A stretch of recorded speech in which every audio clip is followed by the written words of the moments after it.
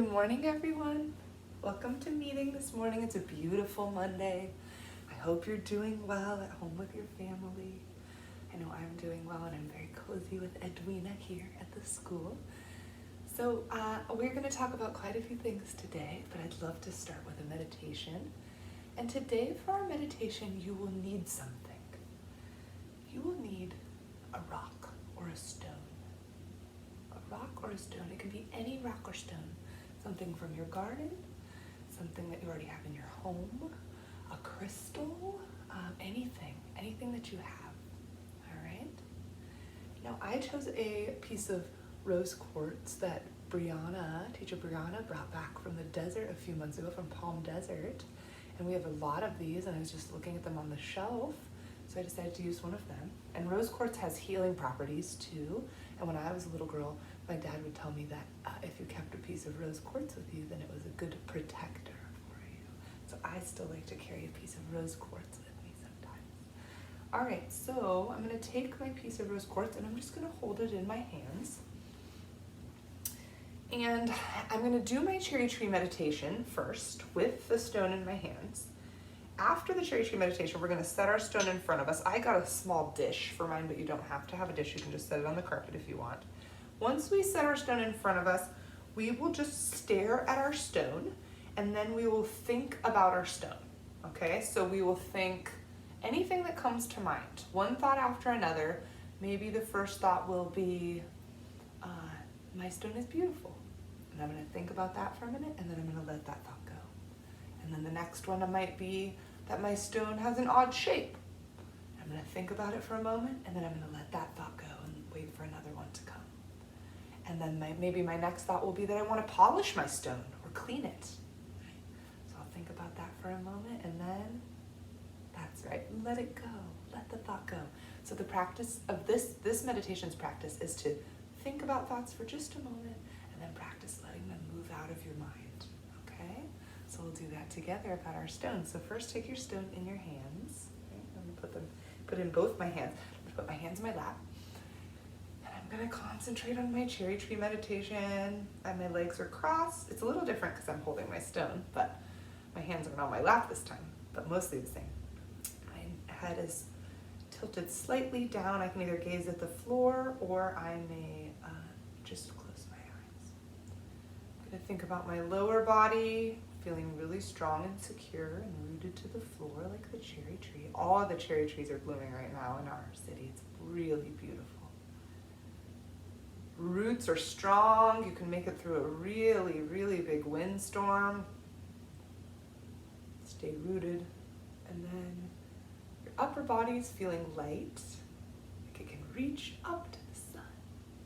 Just like the branches of the cherry tree. Filled with flowers.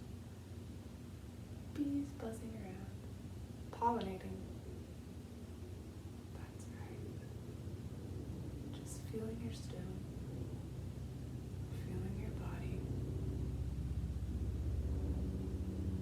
Other noises or distractions, just come back to thinking about the cherry tree. Very good. Now let's place our stone in front of us.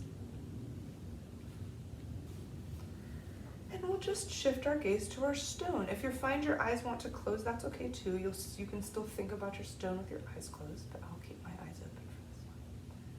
And remember to just let the thoughts come in, and then to let the thoughts go out. Wait for another thought to come.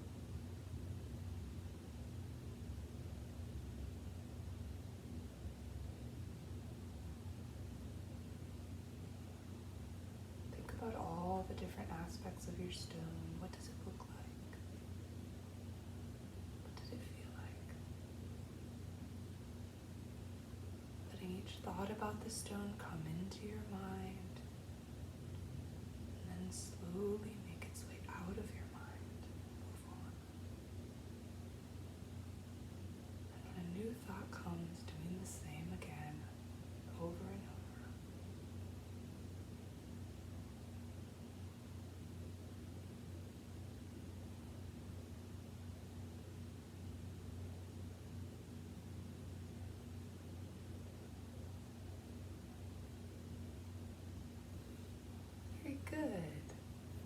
Now you can set your stone aside, or you can hold it in your hand while we're talking, okay? If it's not too distracting for you. I think I'll put mine in my lap. Okay, let's continue our work together with the good morning song. Are you ready? Here we go.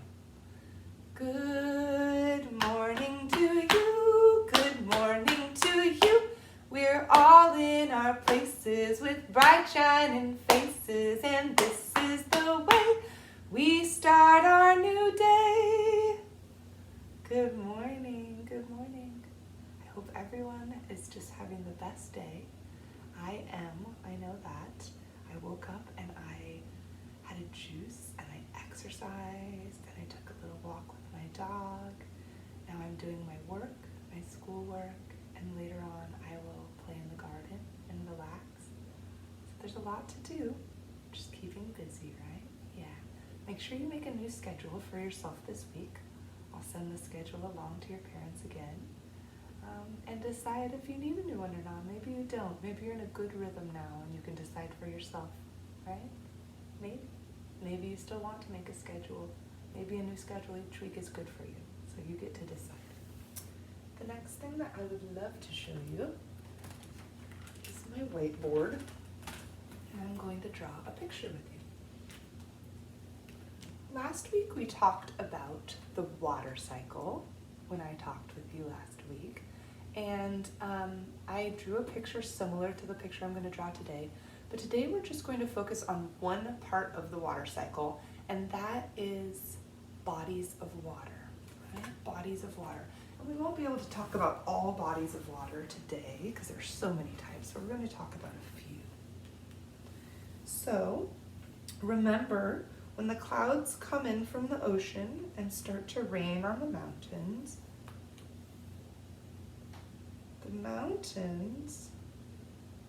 gather the water, and some will go down deep into the earth.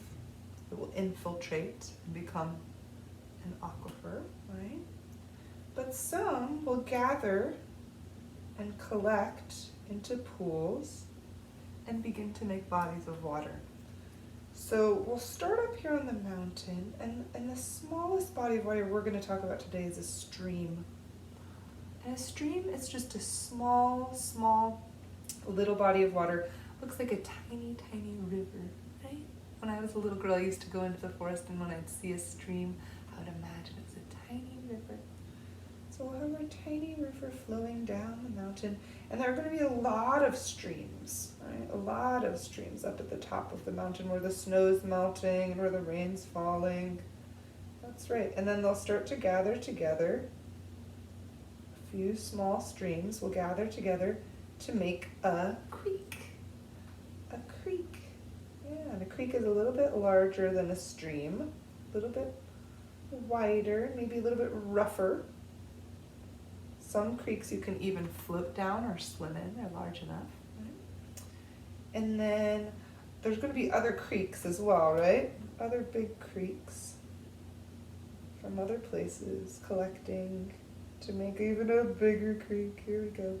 And then all the creeks will come together to make a river.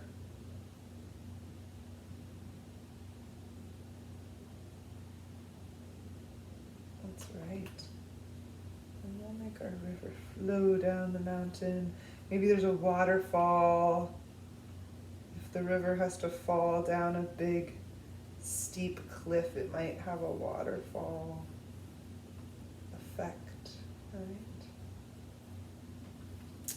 Now once it gets down a little ways down the mountain, perhaps the river will reach a lake, right? And a lake is a larger body of water that's still, mostly still, right? It has some current sometimes, but mostly just the water just kind of sits or moves just slightly. It's not moving constantly like river water, right? And we have lots of lakes in our city and around our state. We're very, very lucky. We have one very close to our neighborhood called Lake Washington that you probably have been swimming in before or been down to the beach before.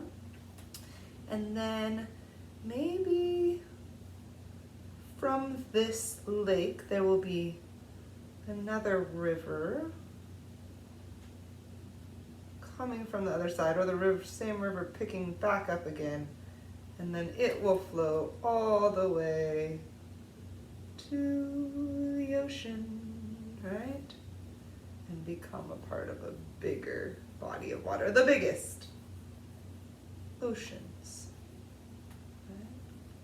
So all water is really connected, whether it's salt water or fresh water, it's all really connected together.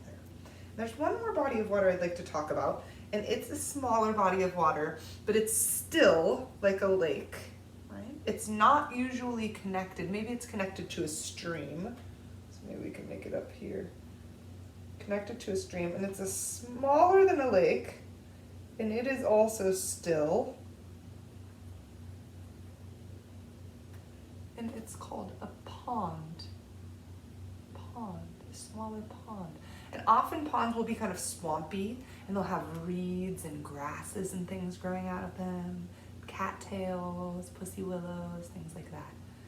So a lot of people go fishing in ponds. Where I'm from, people sometimes have ponds at their houses on their property, and they'll put fish in the ponds and then go fishing. So there's ponds. Yes, they're all different types of body of water. Streams, creeks, rivers, lakes, ponds, and the big ocean. Right? The big ocean. So this is kind of a funny picture, but we were just drawing as we go. But I drew a coloring sheet for you all that you may work with at home.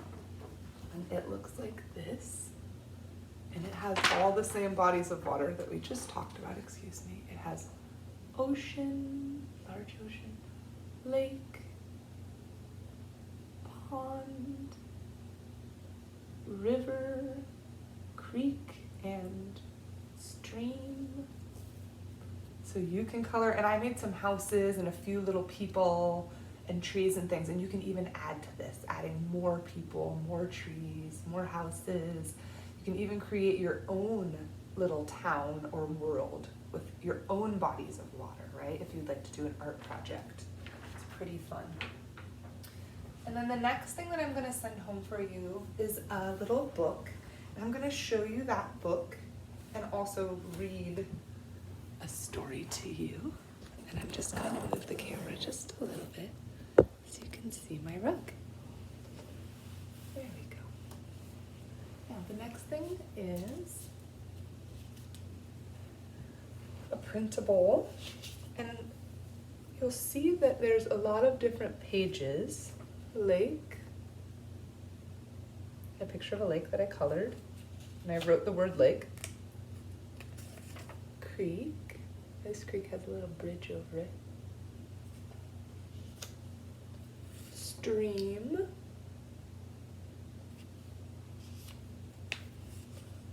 pond,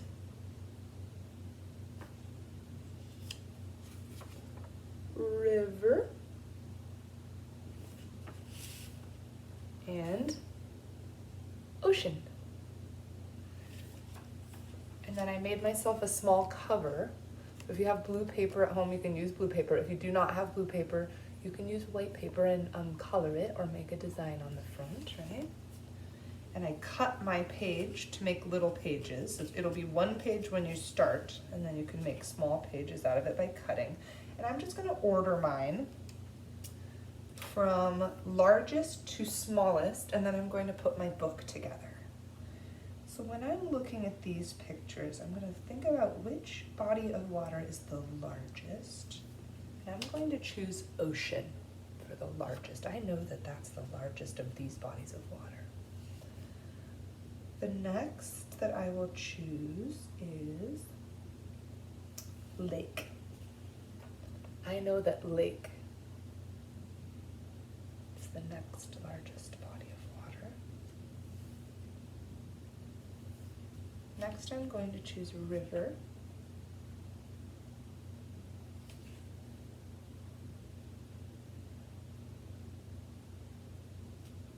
Rivers can actually be wider and bigger than lakes. Lakes can be small or large.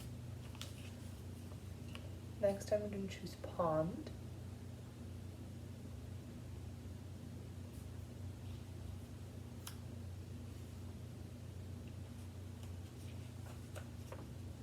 creek.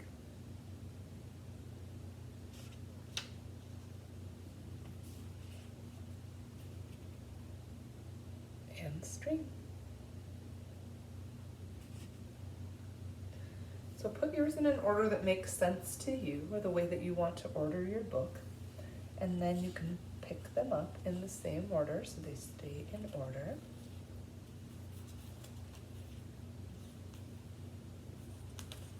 And you can put them inside your book cover. And then staple here. I made mine say, My Bodies of Water by Erica. And you would write your name there, right? And then I'll put some staples in right here if I have a stapler. If I don't have a stapler, I can try to fix it with tape, or I can punch a hole and put some string to make a binding. So you'll have to get creative if you don't have a stapler at your home, but you can try to make a little book. If a book doesn't work, you can also leave it as a whole sheet, and you can also do some other things with it. So you decide what works best for you and your family. I'm going to sing a song now, and while I do, I'm just going to move my hands. And the way that I'm going to move my hands is in a river motion, okay? Like this. And I might do one and then the other. River, okay? And I'm going to sing a song to you. It's a song that I've known since I was a little girl. Here we go. The river, she is flowing, flowing and growing. The river, she is flowing to the sea. Mama, carry me. Your child will always be. Papa, carry me to the sea. The river, she is flowing, flowing and growing. The river, she is flowing to the sea. Mama, carry me. Your child will always be. Papa, carry me to the sea. And the sea can be another word for the ocean. So that song is about a river flowing into the ocean, right? River flowing into the ocean. I really like that song, and it's actually kind of a mantra song, so you can sing it over and over again and make yourself feel really calm. And now we're going to read a book that's called Storm Boy, and some of you may have heard this with me. I really like this book. It's based on some thematic legends of Northwest Native tribes, so Northwest Indigenous tribal peoples, right? And Indigenous means the people that were here first. So there's a lot of old tales from the Northwest tribes, and there's 3 really strong themes throughout all of these stories from our Northwest Native tribes. And these 3 themes are separation, initiation, and return. Separation means getting lost, right? Or being separated from someone. Initiation is meeting someone or something, right? Meeting and finding out about someone or something. And return. Return means returning. So let's see if we can think of where we see separation, initiation, and return in this story. The art is very beautiful, and a lot of the cultural aspects of this book are based in the art, so do check out behind the pictures too. There we go. A chief's son went fishing alone.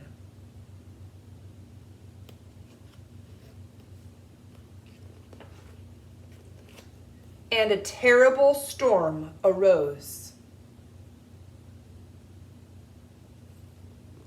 So he's on the ocean, right? Maybe the sound just connected to the ocean.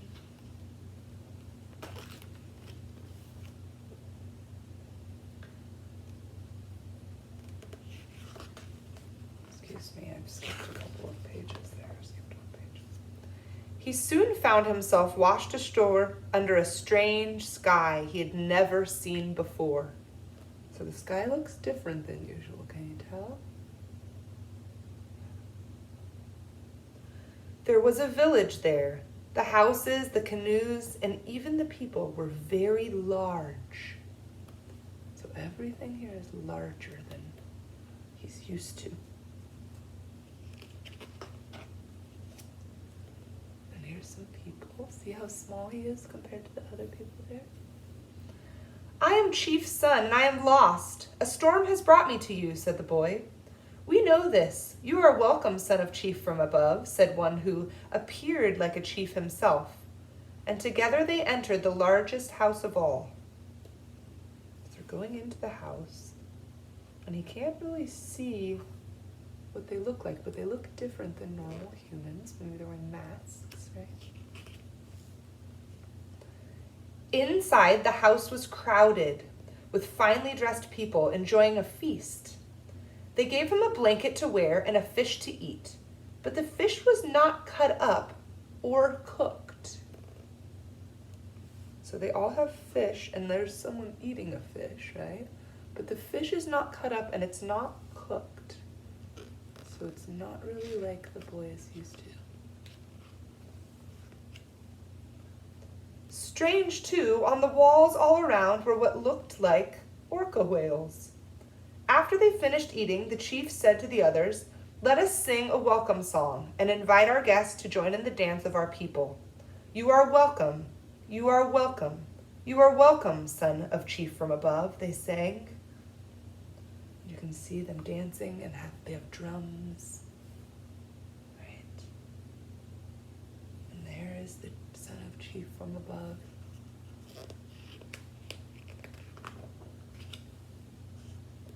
The boy and his host began to dance around the fire, together to the steady beat of the drums.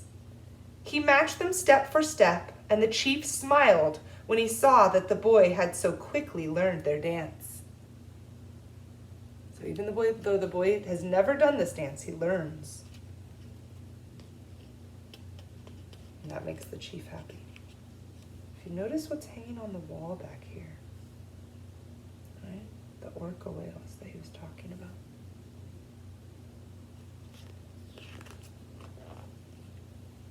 In return, the boy offered to teach the songs and dances of his own people. The chief was delighted now and followed the boy's lead. So now the boy gets to teach his own dance from his own family in his own village. The celebration went on in this way for many long hours, and the boy and his new friends each learning from each other.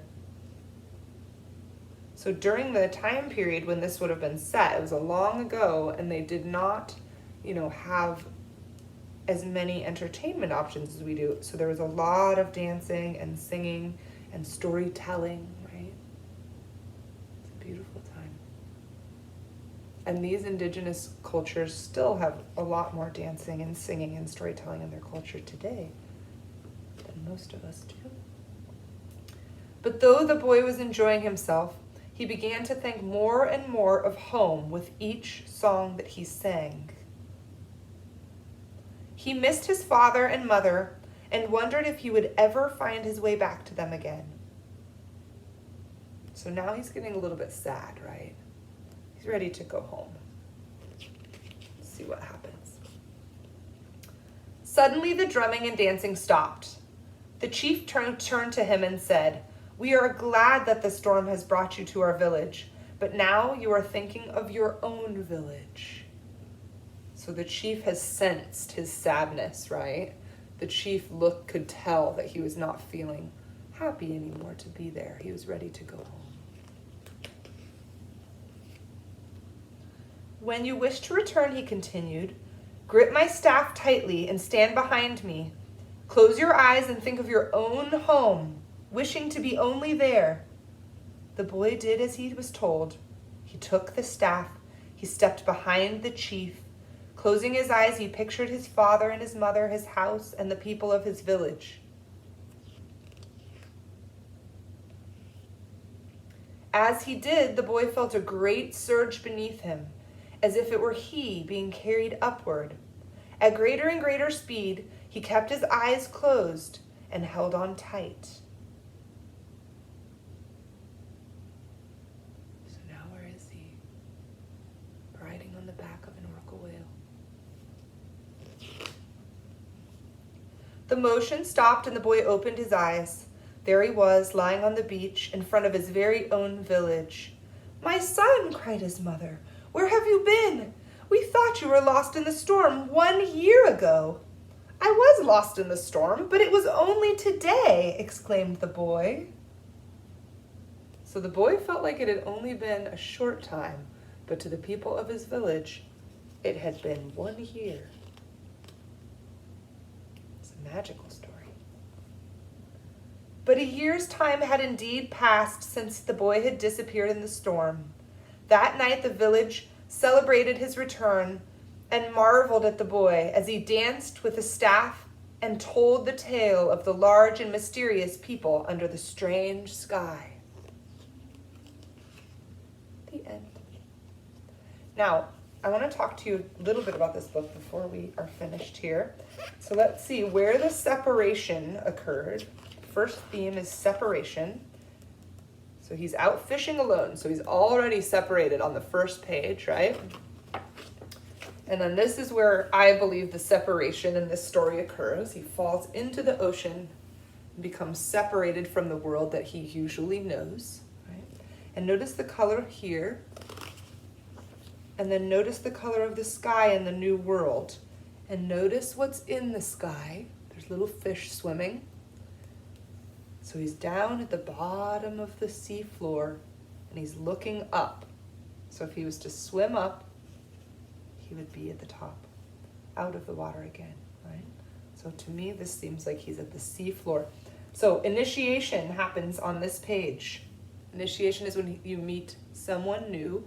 And in these tales, the Northwest Native tales, it is usually an animal in person form. So he's being initiated, he's meeting these animals in people form. And let's see if we can figure out what type of animals they are. Hanging on the walls are the orca whales, right? And at the end, he ends up on the back of an orca whale when he was standing behind the back of the chief. So to me, I think that he was initiated by a group of humans, or of orcas coming to him in human form. It's a magical story. So there's his initiation. And then his return. Let's find out, when is his return?